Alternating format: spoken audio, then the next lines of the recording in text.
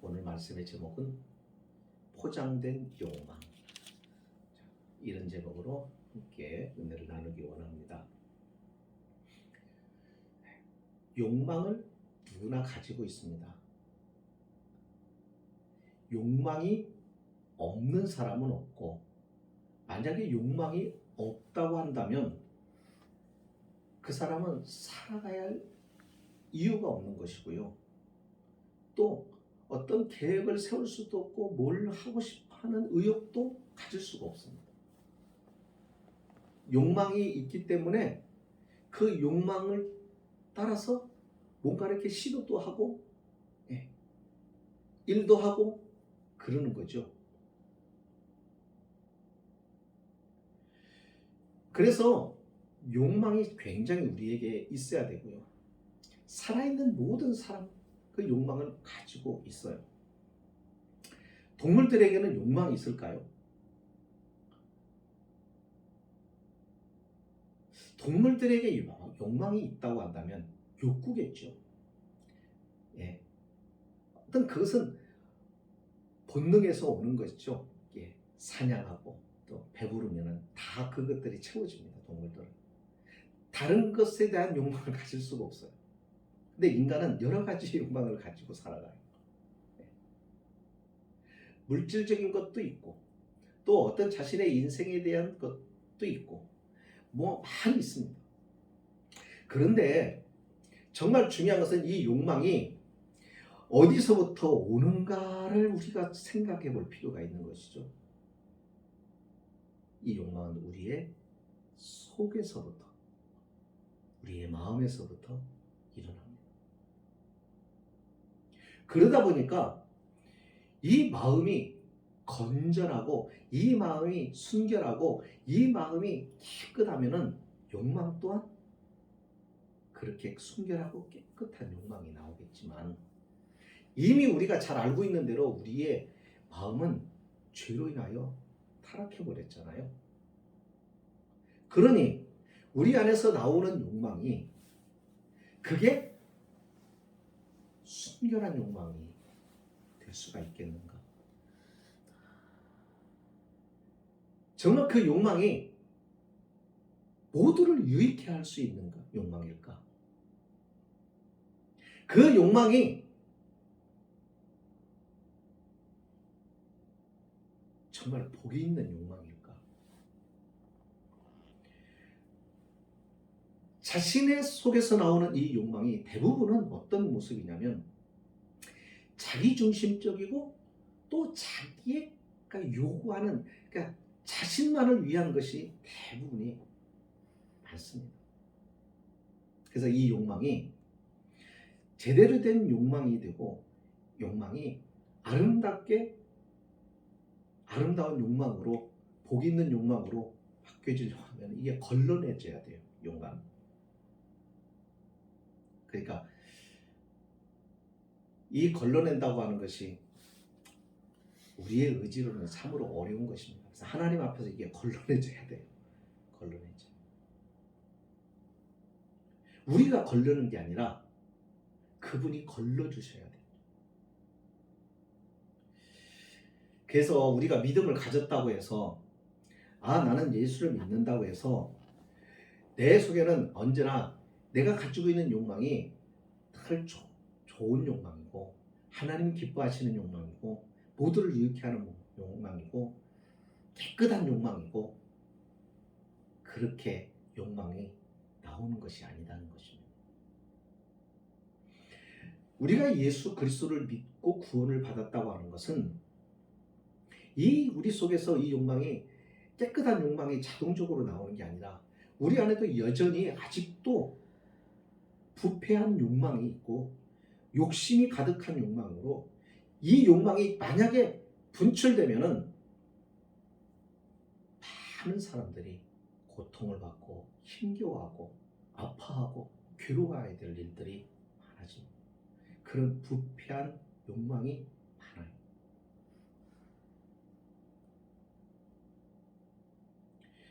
그래서 우리가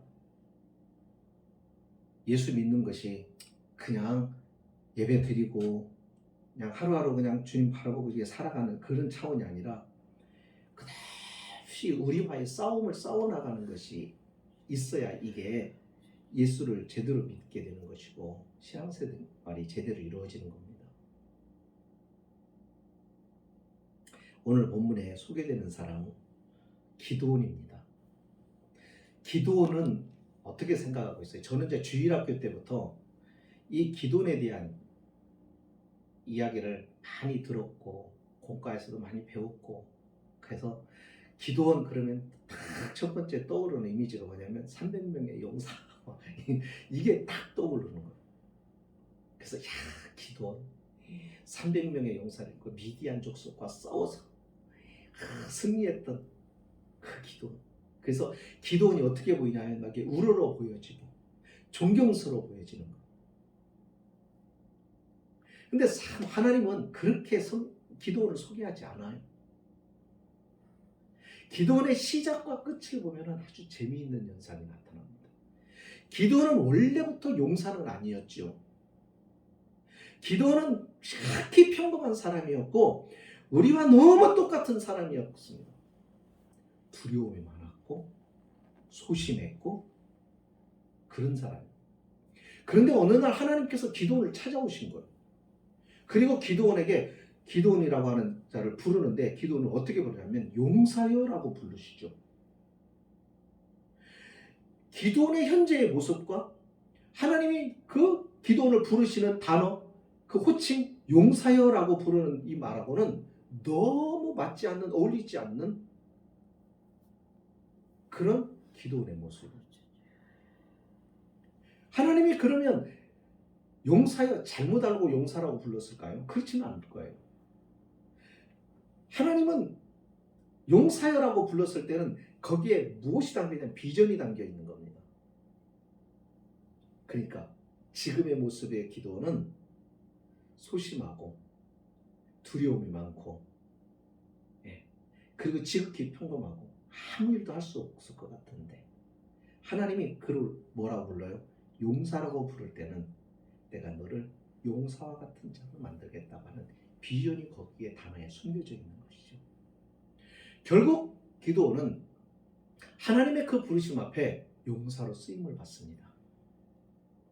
그래서 미디안과의 싸움에서 많은 역사를 창조해냅니다.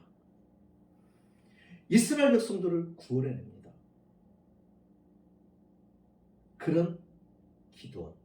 그러다 보니까는 백성들이 어떻게 존경을 받고 사랑을 받고, 그래서 기드온의 삶은 정말 사람들 앞에 많은 부러움이 되는 그러한 인물이 되죠.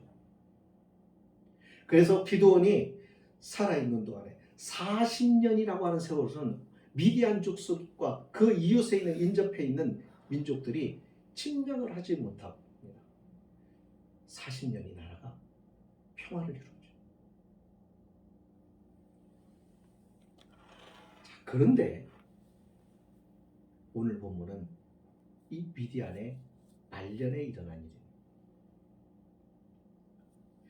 미디안이 그렇게 하나님의 은혜를 입고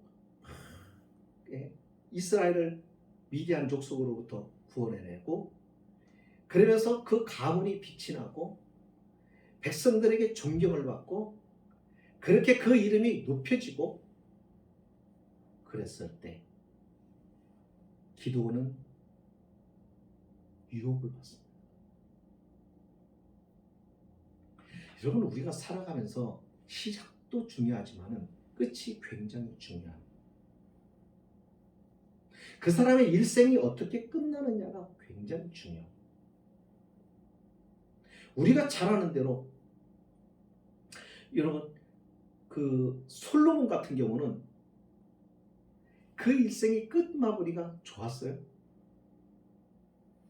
하나님을 떠났어요. 그죠? 그래서 어떤 결과가 있어요. 나라가 두 쪽으로 나버립니다. 갈라져 버립니다. 두 지파만 차지합니다. 나머지 10지파는 다 잃어버립니다. 삼손, 하나님이 부르시고 그에게 능력을 주셨을 때는 그가 블레셋과에 싸워서 자기 민족들을 구원해냈죠. 그런데 그의 끝이 어때요? 비참하게 끝나죠. 그러니까 왜 하나님께서 이와 같은 이야기들을 사람들, 인물들을 소개할 때 다 그 사람의 좋은 점도 또 그 사람의 공을 세웠던 것도 또 때로는 그 사람의 좋지 못한 것까지도 다 밝혀주시냐면 사람은 거기서 거기라는 거예요. 우리가 다윗을 참 높게 보고 참 귀하게 보지만 다윗도 실수하고 실패하죠. 똑같습니다. 여기 기도원도 마지막에 참 이런 실수를 범합니다. 그 실수가 우리에게는 교훈이 되었으면 좋겠습니다. 먼저 여기 보면은 백성들이 기도원을 향하여 이렇게 말합니다. 22절에 당신이 우리를 미디안 내 손에서 구원하셨으니 당신과 당신의 아들과 당신의 손자가 우리를 다스려 주십시오. 그러니까 3대 4대 당신의 자손들이 왕이 되어서 우리를 통치해 달라는 얘기예요. 그럴 일들이 글쎄 뭐 북한 같은 경우야 백성들이 막 우리를 다스려 달라고 그래서 그런 거는 아닐 거예요. 그건 자기네들이 힘으로 그냥 하는 거죠. 근데 여기는 백성들이 그렇게 요구를 했어요. 그런 거 보면은 기도원이 백성들에게 사랑과 존경을 받은 것은 분명해요. 그죠? 더 기도원이 괜찮다라고 느껴진 게 뭐냐면 그 다음 절입니다. 23절. 그가 뭐라고 그 백성들에게 이렇게 말해요? 내가 너희를 다스리지 아니하겠다. 그래. 나의 아들도 너희를 다스리지 아니할 것이다. 우리가 너희를 다스리는 게 아니라 너희를 다스리는 자는 하나님이 다스려야 된다. 이 민족과 이 나라는 하나님이 다스리셔야 되는 거다 라고 말합니다. 참 명답이고 정말 귀한 대답이고 이 말 듣는 순간에 백성들이 우리도 이렇게 보면은 이야 기도는 역시 기도원이다. 믿음은 이 정도는 돼야지 인정할 수밖에 없습니다. 그죠? 여기까지 했으면 딱 좋았을 것을. 그 다음에 이제 문제가 생기는 겁니다. 25절에 그런데 무리에게 거기다 한마디 덧붙입니다. 뭐라고 덧붙이는가 보세요. 우리가 24절에 보세요. 기도원이 그들에게 이르되 내가 너에게 요청할 일이 있으니 요청할 게 있다.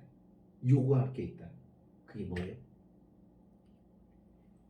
우리가 전쟁에서 뺏었던 전리품들을 다 나눠줬는데 그 중에 금 귀걸이들을 달라는 겁니다.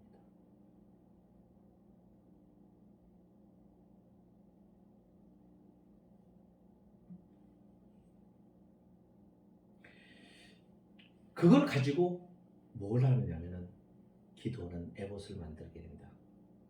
에봇이라고 하는 것은 제사장들이 입는 제사장들의 옷이고 그 에봇은 또 그 어떤 때 입느냐면 하나님의 뜻이냐 아니냐 하나님 어떻게 하는 것이 하나님의 뜻입니까? 라고 물을 때 이 에봇을 통하여 하나님께서 이스라엘 백성들이 하나님의 뜻을 나타내 보이셨던 것이 에봇이에요.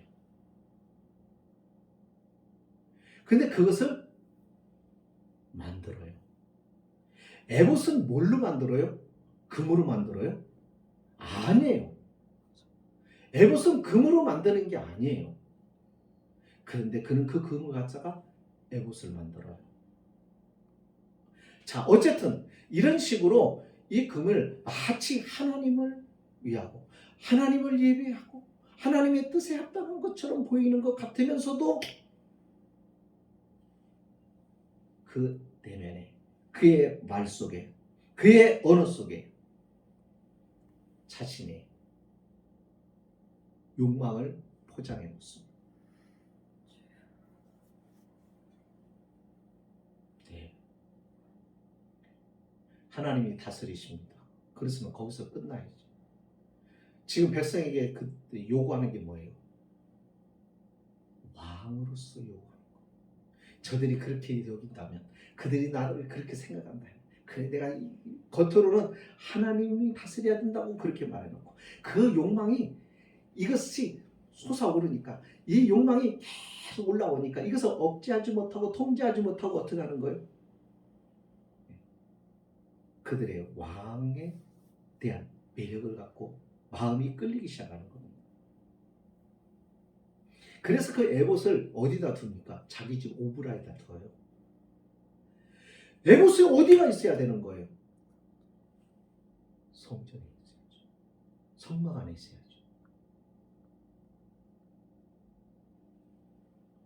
그러니까 이스라엘 나라는 무엇이 중심이 되어서 그 나라가 통치되는 거예요? 하나님께서 성전을 중심으로 해서 그 나라를 통치하시고, 그 얘기는 무슨 얘기냐면 신정국가다 이거예요. 하나님이 그들의 왕이 되고 하나님이 그들을 통치하고 너희는 내 백성이 되어라. 그래서 하나님과 이스라엘 백성이 언약을 맺고 그 언약 관계 속에서 하나님이 다스리시고 하나님의 다스림을 받는 백성이 된 것이란 말이에요. 그래서 하나님이 이스라엘 백성들을 다스리실 때 어디를 통해서 하시는 거예요? 성전을 통해서.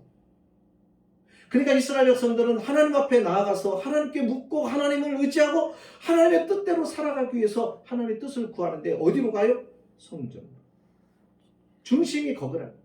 그러니까 이스라엘 백성들은 모든 삶의 중심이 뭐냐면 성전이고, 그 성전이 중심이 된다는 것은 하나님이 그들에게 중심이 되고 그들의 왕이시라는 것이 고백이죠. 그런데 그것이 에봇이 있어야 될 그 자리에 있지 않고 어디로 와요? 기드온의 집 오브라에 와요. 그러니까 하나님의 중심의 성전을 옮기는 거예요.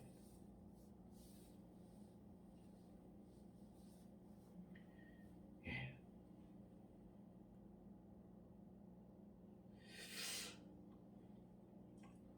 참 이게 사람이에요.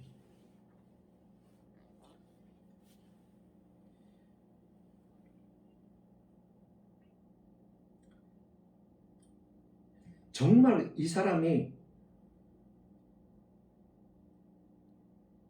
자신의 욕망을 채우려고 하는 사람이라는 것이 노골적으로 드러난 게 어디서 드러나냐면 30절에서 나옵니다. 거기 보면은 기드온이 아내가 많았어요. 그래서 그의 아내를 통해서 낳은 자녀가 70명이었어요. 아들만 70명이에요. 그 중에 31절 세겜에 있는 그의 첩도 아들을 낳았어요. 근데 그 이름을 뭐라고 지었어요? 아비멜렉. 아비멜렉이라고 하는 이름을 지어주는데 이 아비멜렉이라고 하는 이름의 뜻이 뭐냐면 내 아버지는 왕이시다 라는 뜻입니다. 그러니까 누가 왕이라는 거예요? 기드온. 누가 지어줬어요? 기드온.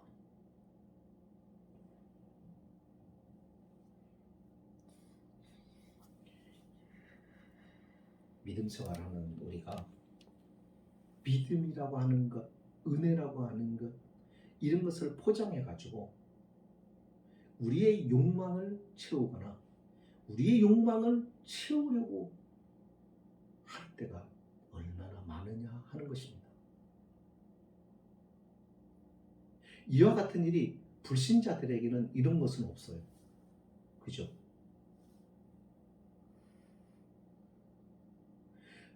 하나님의 이름이나 주님의 영광이라고 하는 것을 빙자하거나 그래서 자신의 욕망을 채우는 일이 누구에게 있느냐면 하나님을 섬기는 우리에게 있는 거예요. 특별히 직분의 책임이 큰 사람일수록 더 이런 유혹이 많아요. 왜 하나님이 기도하라고 하시느냐면 그런 유혹이 많기 때문에. 그런데 이 유혹에 빠지면 자기만 끝나는 게 아니에요. 자기와 더불어 함께했던 사람들이 어려움을 당해요. 오늘 우리는 본문에서 기드온 자신이 자신을 우상화시키는 것을 봅니다. 자신을 우상화시키고 자기를 높이다 보면 자기를 왕으로 높이면서 어떻게 그 통치권을 사용하려고 하다 보니까 더 강력한 힘이 필요하고 그 힘의 권위는 신격화에서 나오는 겁니다. 북한의 김정은이나 김일성이나 김정일이나 이 사람들이 하는 일이 뭐냐면 신격화, 우상화. 이게 사람의 욕심의 끝이, 인간의 욕망의 끝이 뭐냐면 신이 되는 거예요. 그래서 이 욕망이 잘 컨트롤돼야 돼요. 욕망이 있어야 돼요.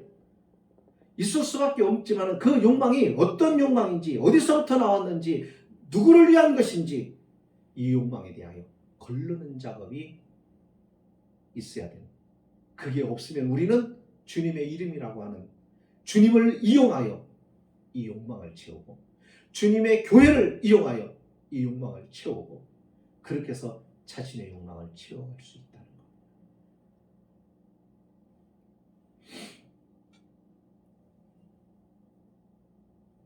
참으로 안타까운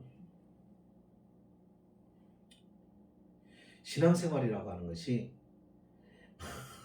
가서 교회 와서 예배 드리고 성경 공부하고 교회 오래 있고 이게 아니에요. 우리가 예배를 왜 드려요? 우리가 성경을 왜 배워요? 배우는 이유가 뭐예요? 학벌을 쌓으려고 그런 거예요? 성경 공부 많이 하면 믿음이 좋아질까요? 착각하면 안 됩니다. 성경 공부를 많이 하면 믿음이 좋아질 수 있는 가능성이 높아져요. 그건 사실이에요. 그런데 성경 공부를 많이 하고 믿음이 좋아지려고 하는 것은 말씀을 알아야 하니까 말씀을 알아야 어떻게 하는 것이 하나님의 뜻이고 어떻게 하시는 게 하나님의 뜻인 줄을 알아야 그 뜻을 따라서 살아가는데 우리가 다 어디서 멈추냐면 그 뜻을 아는 데까지는 가는데 그 뜻에 자신을 복종시키는 데는 안 가는 거예요. 하나님의 말씀 앞에 자기를 굴복시키는 자리까지는 못 가요. 굴복을 안 시키는 거. 그래서 성경은 많이 알아요. 근데 아는 거하고 순종하는 거하고 순종하는 자리까지는 안 가는 거예요. 못 가는 거예요. 여러분 이와 같은 욕망을 우리 안에도 가득 채워져서 올라옵니다. 이 욕망들이 끝없이 이런 욕망입니다. 물질에 대한 욕망도 있고요. 명예에 대한 욕망도 있고 막 계속 나옵니다. 이것이 감지가 안 되면 안 되는 거예요. 우리 속에서 나오는 것들을 우리가 감지를 못 해내면 영적으로 문제가 있는 거예요. 우리가 구원받았으면 이것을 다 감지해낼 수가 있어요. 그게 구원받은 증거거든. 그러니까 그것이 하나님 앞에서 이걸 걸러내고 이것을 어떻게 욕망을 통제하고 이게 내가 하는 것이 아니라니까요. 그분 앞에 맡기는 거예요. 그분 앞에 하나님 내가 이렇습니다. 하나님 끊임없이 솟아나는 주님은 이렇게 말씀하셨는데 내 안에서는 자꾸 이것을 원합니다. 하나님 어떻게 하면 좋습니까? 나를 긍휼히 여겨 주옵소서. 내가 억제하고 나를 통제하는데도 이게 불가능한데 하나님 이걸 어떻게 하면 좋습니까? 주의 은혜가 필요하고 주의 도심이 필요합니다. 그리고 하나님 앞에 가지고 나요. 그게 없으니까 이제는 무뎌져 버려가지고 교회 다니는 것과 하나님의 말씀 앞에 순종하며 살아가는 삶하고 일체가 안 되고 나눠져 버렸어요. 그러니까 겉을 볼 때는 크리스찬인데 하나님이 그 내면을 들여다보시면 믿음이 없는 거예요. 그러니까 껍질만 있는 거예요.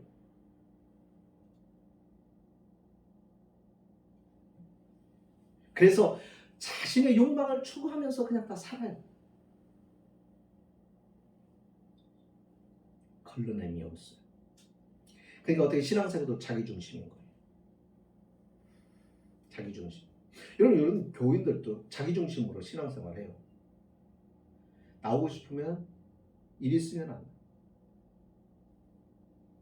자기가 헌신하고 싶으면 하고 아니면 안 하고 환경이 되면 하고 안 하고 그러니까 자기의 중심으로 자기 의지로 다 결정하고 움직이는 거예요. 주님의 뜻이면 해야 되겠는데 근데 주님의 뜻이면 알겠어 그렇게 해야 되는지 알아 근데 안 돼. 하고 싶지도 않아. 왜요? 그의 마음이 성령의 지배를 안 받으니까. 아니 억지로 한다 그러면은 안 되죠. 즐거움을 해야죠. 그럼 왜 억지로 되는 거예요? 그 마음이 안 생기는 거거든. 즐거운 마음. 즐거운 마음으로 순종하는 게 안 생겨요. 왜 안 생기는 거예요?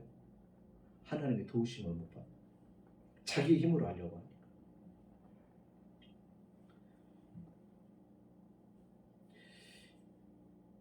이 믿음의 생활이 참 쉬운 게 아닙니다. 그런 거 보면. 그러니까 이 믿음의 생활을 쉬운 게 아니지만 그렇다고 어려운 거냐? 아니에요. 내가 하려고 하면 어려운 거예요. 내가 이 욕망도 절제해야 되고 막 통제해야 되고 내가 이것도 해야 되고 그러면 안 돼.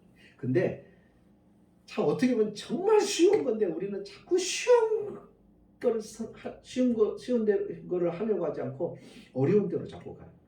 뭐가 쉽다고 그랬어요? 하나님을 가까이 하면 쉽다고 그랬잖아요.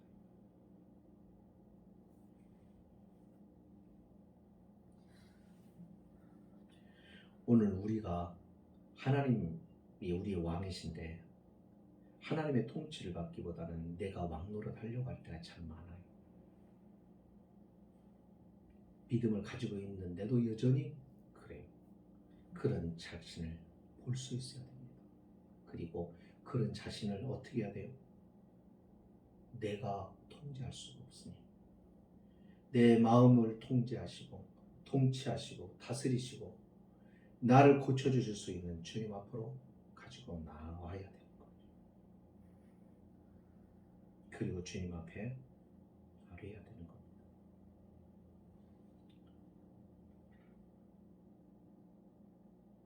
말씀을 정리할게요.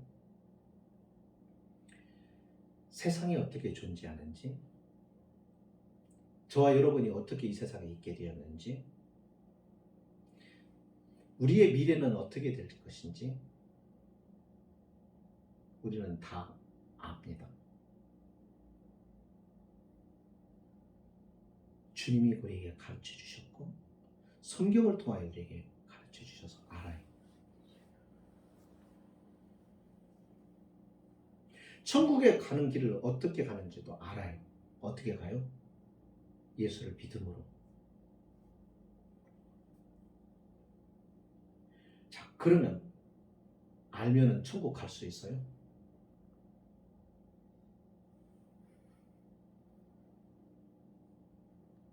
천국은요. 우리의 최종 목적지거든요. 우리의 모든 이 세상에서 삶에 대한 마지막 결론으로 마지막 귀결되는 것이 천국이잖아요. 근데 그 천국에 이 세상에서 우리가 아무리 잘 살았어도 결국 천국 못 가면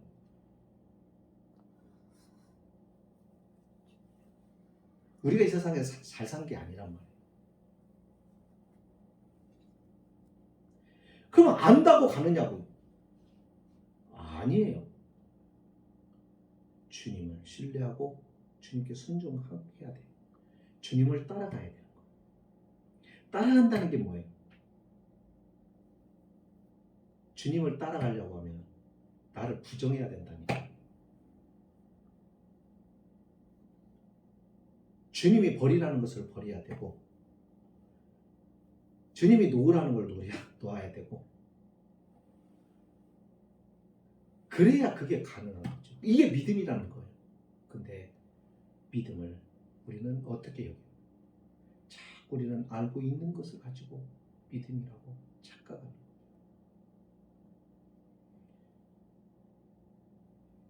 쉴 새 없이 저와 여러분 속에서 계속 이 욕망이 솟아오릅니다. 거짓된 욕망, 하나님이 원하지 않는 것들, 믿음과 아무 상관이 없는 부패한 욕망들, 여러분 그것을 주님 앞에 자꾸만 가지고 가서 주님 앞에 아뢰야 합니다. 기도원과 같은 모습이 오늘 우리에도 가득 차 있습니다. 포장, 우리가 누구에게 나를 소개할 때나, 우리가 어떤 사람에게 우리의 행위를 설명할 때나, 아니면 우리가 오해를 받았을 때 나를 변호할 때 우리가 잘 사용하는 법이 뭐예요? 내 편에서 나를 포장하는 것. 우리는 우리 자신을 얼마나 포장을 잘하는지. 하나님은 그 포장들을 다 걷어내십니다. 성도는 언어로 자신을 포장하는 사람이 아니에요. 기도원처럼 언어로 자기의 욕망을 감추는 사람이 되어야 안 돼요. 하나님 앞에 이 모든 것들을 드러내고 그분 앞에 내려놓으시고, 그래서 그분의 치유를 받아요. 이것이 우리가 믿음 생활입니다. 그런 믿음으로 우리가 살아야 날마다 주 안에서 하나님과 함께 가고, 우리가 주님과 함께 동행하며 주님을 따라가는 믿음의 생활이 이루어지는 것이죠. 진실한 믿음이 저와 여러분에게 있어지기를 원합니다. 기도합니다.